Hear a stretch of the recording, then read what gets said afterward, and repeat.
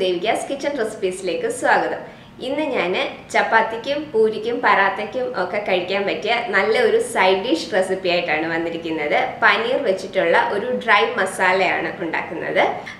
നല്ല ഈസി ആയിട്ട് തന്നെ ഉണ്ടാക്കിയെടുക്കാൻ പറ്റിയതാണ്. നല്ല ടേസ്റ്റി ആയിട്ടുള്ളതാണ്. അപ്പോൾ നമുക്ക് ഇത് എങ്ങനെയാണ് ഉണ്ടാക്കുന്നതെന്ന് നോക്കാം. അപ്പോൾ നമുക്ക് പനീർ മസാല ഉണ്ടാക്കാം. അതിനു വേണ്ടിയിട്ട് ഞാനിവിടെ 2 വലിയ സവാളയാണ് ചെറുതായിട്ട് ഒന്ന് ചോപ്പ് ചെയ്തെടുത്തിരിക്കുന്നത്. പിന്നെ ഞാനിവിടെ എടുത്തിരിക്കുന്നത് ഇഞ്ചിയും വെളുത്തുള്ളിയാണ്. ഓരോ ടീസ്പൂൺ വെച്ചിട്ട് ഇഞ്ചിയും വെളുത്തുള്ളിയും എടുത്തിട്ടുണ്ട്. പിന്നെ പച്ചമുളക് ഞാനിവിടെ ഒരു പച്ചമുളക് എടുത്തിട്ടുള്ളൂ. നിങ്ങൾക്ക് വേണമെങ്കിൽ കൂടുതൽ ചേർക്കാം. ഞാനിവിടെ ഇപ്പം എരിവ് കുറച്ചിട്ടാണ് ഉണ്ടാക്കുന്നത്, കുട്ടികളും കൂടെ കഴിക്കാൻ വേണ്ടിയിട്ട്. അതുകൊണ്ട് ഒരു പച്ചമുളക് എടുത്തിട്ടുള്ളൂ. എരിവ് കൂടുതൽ വേണ്ടവർക്ക് കൂടുതൽ ചേർക്കാം. അപ്പം ഇത് നമുക്കിനി നന്നായിട്ടെല്ലാം ഒന്ന് വഴറ്റിയെടുക്കണം. അപ്പോൾ അതിന് വേണ്ടിയിട്ട് ഞാനൊരു പാൻ ചൂടാവാൻ വെച്ചിട്ടുണ്ട്. പാൻ ചൂടായി കഴിയുമ്പോൾ അതിലേക്ക് ഞാൻ നെയ്യാണ് ചേർത്ത് കൊടുക്കുന്നത്. അപ്പോൾ നെയ്ക്ക് പകരം നിങ്ങൾക്ക് വെജിറ്റബിൾ ഓയിൽ ഏതെങ്കിലും ചേർത്താലും മതി. അപ്പോൾ ഞാൻ 1 ടേബിൾ സ്പൂൺ നെയ്യ് ചേർത്ത് കൊടുത്തിട്ടുണ്ട്. അപ്പോൾ നെയ്യ് ഒന്ന് ഉരുകി വന്നു കഴിയുമ്പോൾ അതിലേക്ക് നമുക്ക് 1/4 ടീസ്പൂൺ ജീരകം ഇട്ട് കൊടുക്കാം. അപ്പോൾ ജീരകം ഒന്ന് മൂത്ത് വന്നു കഴിയുമ്പോൾ നമുക്ക് ചോപ്പ് ചെയ്ത് വെച്ചിരിക്കുന്ന ഇഞ്ചി, വെളുത്തുള്ളി, പച്ചമുളക് ഇതിലേക്ക് ചേർത്ത് കൊടുക്കാം. അപ്പോൾ അത് ചെറുതായിട്ടൊന്ന് വഴറ്റിയെടുക്കാം. ചെറുതായിട്ടൊന്ന് മൂത്ത് വന്നു കഴിയുമ്പോൾ നമുക്ക് ഇതിലേക്ക് സവാളയും കൂടെ ചേർത്ത് കൊടുക്കാം. ഇനി നമുക്ക് ചോപ്പ് ചെയ്ത് വെച്ചിരിക്കുന്ന ഈ സവാളയും കൂടെ ഇതിലേക്ക് ചേർത്ത് കൊടുക്കാം. അപ്പോൾ ഇതിനി നന്നായിട്ട് ഒരു ലൈറ്റ് ബ്രൗൺ കളർ ആവുന്നത് വരെ വഴന്ന് വരണം. കാരണം നമ്മൾ ഈ സവാള ഇനിയും അരച്ചൊന്നും എടുക്കുന്നതല്ല. അപ്പോൾ അത് കാരണം നന്നായിട്ട് ഇത് വഴറ്റിയെടുക്കാൻ വേണം. അതുകൊണ്ടാണ് ഞാൻ ചെറുതായിട്ട് ചോപ്പ് ചെയ്തെടുത്തത്. ഇതിലേക്ക് നമുക്ക് കുറച്ച് ഉപ്പും കൂടെ ചേർത്ത് കൊടുക്കാം.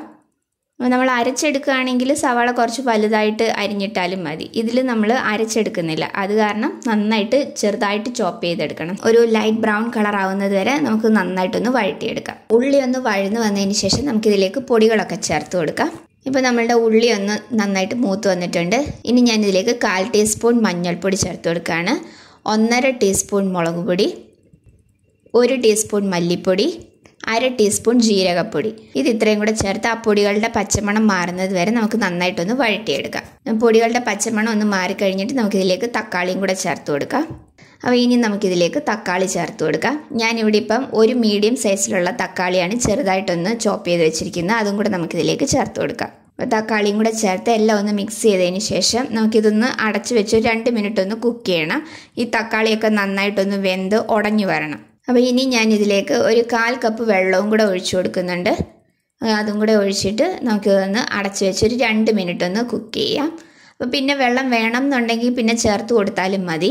അപ്പോൾ ഇനി നമുക്കിതൊന്ന് അടച്ച് വെച്ച് കുക്ക് ചെയ്യാം. ഇതിലേക്ക് ഞാൻ 1/2 ടീസ്പൂൺ ഗരം മസാല പൊടിയും കൂടെ ചേർത്ത് കൊടുക്കുന്നുണ്ട്. അപ്പോൾ അതും കൂടെ ചേർത്ത് എല്ലാം ഒന്ന് മിക്സ് ചെയ്തതിന് ശേഷം നമുക്കിതൊന്ന് അടച്ച് വെച്ച് കുക്ക് ചെയ്യാം.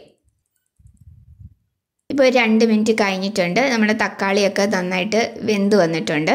അപ്പോൾ ഇനി നമുക്കിതിലേക്ക് പനീർ ചേർത്ത് കൊടുക്കാം. അപ്പോൾ ഞാനിവിടെ ഇപ്പം 250 ഗ്രാം പനീറാണ് എടുത്തിരിക്കുന്നത്. ഞാനിപ്പോൾ ഫ്രോസൺ പനീറാണ് എടുത്തിരിക്കുന്നത്. അപ്പോൾ ഈ പനീറും കൂടെ നമുക്കിനി ഇതിലേക്ക് ചേർത്ത് കൊടുക്കാം. നിങ്ങൾക്ക് വേണമെന്നുണ്ടെങ്കിൽ ഫ്രഷ് പനീർ വേണമെങ്കിലും യൂസ് ചെയ്യാം. പനീർ പെട്ടെന്ന് തന്നെ കുക്കായി കിട്ടുന്നതാണ്. അതുകൊണ്ട് ഒരു 5 മിനിറ്റ് ഒന്ന് അടച്ചു വെച്ച് കുക്ക് ചെയ്താൽ മതി. ഇപ്പോൾ ഒരു 5 മിനിറ്റ് കഴിഞ്ഞിട്ടുണ്ട്. അപ്പോൾ ഞാനിതിലേക്ക് ഒരു 1/4 കപ്പ് വെള്ളവും കൂടെ ഒഴിച്ചു കൊടുത്തിട്ടുണ്ടായിരുന്നേ. അപ്പം മൊത്തത്തിൽ ഞാൻ 1/2 കപ്പ് വെള്ളമാണ് ഇതിലേക്ക് ചേർത്തിരിക്കുന്നത്. അപ്പോൾ നമ്മളുടെ പനീറൊക്കെ നന്നായിട്ട് വെന്ത് വന്നിട്ടുണ്ട്. അപ്പോൾ ഇനി ഞാനിതിലേക്ക് കുറച്ച് കസൂരി മേത്തിയും കൂടെ ചേർത്ത് കൊടുക്കുകയാണ്. നമ്മുടെ ഡ്രൈഡ് ഉലുവയുടെ ഇലയാണിത്. അപ്പോൾ അതും കൂടെ ചേർത്ത് കൊടുക്കാം. അപ്പോൾ അതിൻ്റെ ടേസ്റ്റ് ഇഷ്ടമില്ലാത്തവർക്ക് ചേർക്കണം എന്നില്ല. പക്ഷേ കസൂരി മേത്തിയും കൂടെ ചേർക്കുമ്പം നല്ല ഒരു നോർത്ത് ഇന്ത്യൻ കറിയുടെ ഒരു ടേസ്റ്റ് കിട്ടും നമ്മളുടെ പനീർ കറിക്ക്. നല്ല ടേസ്റ്റാണ് അത് ചേർത്ത് കഴിഞ്ഞാൽ. അപ്പോൾ അതും കൂടെ ചേർത്ത് എല്ലാം ഒന്ന് മിക്സ് ചെയ്തെടുത്തിട്ടുണ്ട്. അപ്പോൾ ഇനി ഞാൻ ഇതിലേക്ക് കുറച്ച് മല്ലിയിലയും കൂടെ ചേർത്ത് കൊടുക്കുകയാണ്. അപ്പോൾ ഇത്രയേ ഉള്ളൂ നമ്മളുടെ പനീർ ഡ്രൈ മസാല കറി. നല്ല ഈസി ആയിട്ട് ഉണ്ടാക്കാൻ പറ്റിയതാണ്. നമ്മളിതിലേക്ക് പനീർ ഫ്രൈ ചെയ്യുന്നില്ല, അതുപോലെ തന്നെ ഉള്ളി അരച്ചെടുക്കുന്നില്ല. നല്ല ഈസി ആയിട്ട് ഉണ്ടാക്കിയെടുക്കാൻ പറ്റിയാണ്. കുട്ടികൾക്കൊക്കെ ഒരുപാട് ഇഷ്ടപ്പെടുന്ന ഒരു കറിയാണ്. ചപ്പാത്തിയുടെ കൂടെയൊക്കെ നല്ല കോമ്പിനേഷനാണിത്.